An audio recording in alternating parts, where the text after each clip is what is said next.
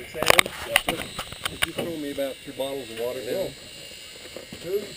Well, I'll take you on a quick tour here of the train.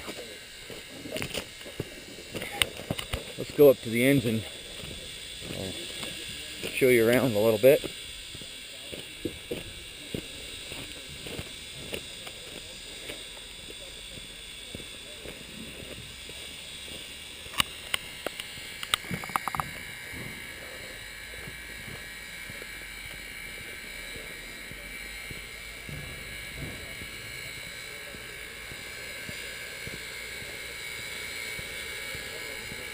Here's Ed and Matt. And Matt. Alright, I'll show you around here.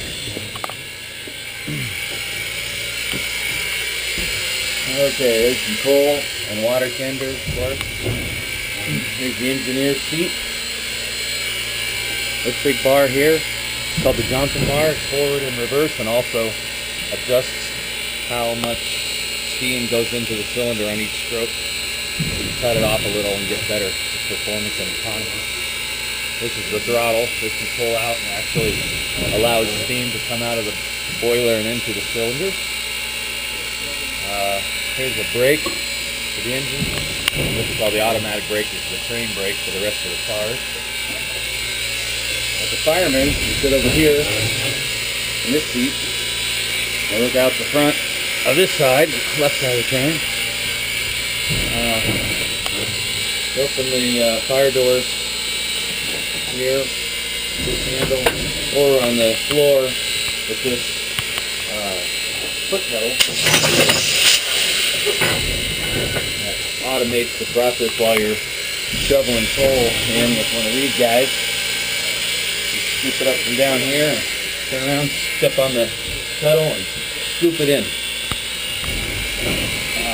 These are the water gauges. These are important to let us know how much water is in the boiler. And most important up here, the steam gauge says how much pressure. Usually we run, right now it's at about almost 175, and we'll go up to 190 when the valve on the front starts to open up. It's a safety valve. This particular locomotive, it opens up kind of slowly, and you can hear it get stronger and stronger as more pressure builds up. Another thing we do is add water. Of course, you got to keep adding water in, and you do that with this injector system. This handle lets steam flow through an injector on the outside of the train. First, you open up some water to cool it down, and give it some steam, and then you pull back on this, close the valve again, and the pressure of the steam sucks fresh water up into the boiler. This now controls the blower inside. It actually takes steam from the boiler up through the exhaust stack and brings air from through the grates into the fire when we're not moving. Of course, when you're moving, the steam coming out of the cylinders puffs up through the exhaust stack, creating the vacuum, and that's what gives you draft for your fire. Let's see. Here's my fireman assistant, Chris. He works for Scaled Composites, among other places. And Sam, hello, fireman from Pennsylvania. Harrisburg, Pennsylvania. Harrisburg. There's my ugly brother. We got a good bunch of guys here, all learning, having fun driving the train. Looks like that's our conductor, Alan, walking up with his paperwork. And back there, stepping off the caboose, Russ, who bought a lot of time on this train. This time he spent a lot of money, and he gets to spend a lot of time in this engineer seat here. Oh yeah, I forgot to say this.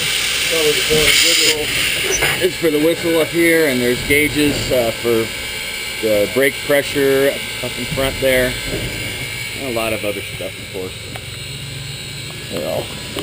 Let's step down here. Take you for a quick walk around. Got down up there is a turbine That's powered by a little steam from the boiler and spins a generator for electricity for those light bulbs and for the front light. The steam dome, the bell, and sand dome. We put sand in there. Sand comes out in front of the driver wheels through a little pipe. Oh, there it is down there. This is an air tank, stores air for the brakes and whatnot. This is, of course, is the piston that actually drives the connecting rods and whatnot. Up here is the valve that adjusts or controls how steam goes in and out of the piston.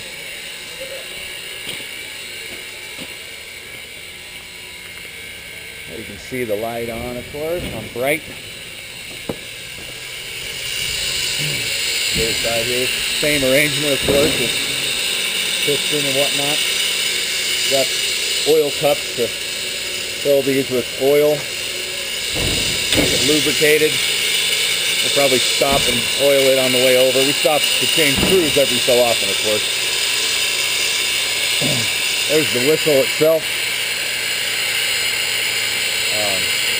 What else we got here? Oh, those are the air pumps. It automatically adjusts to the pressure needed. Quite a big machine. Let's see if it'll go again here. There we go.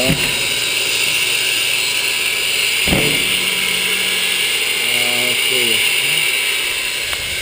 That's about it for the major parts of the locomotive. There's the back of the tender where we add water. Sam's standing basically where you add water. I think I'll hop up there and show you that. It's easy. There's no pressure, of course, so you can just open the door there. There we go. Down in there, you got water.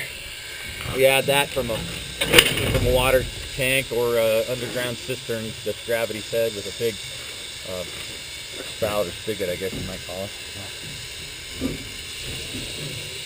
There's a look down the back of the train, and that's it for this tour.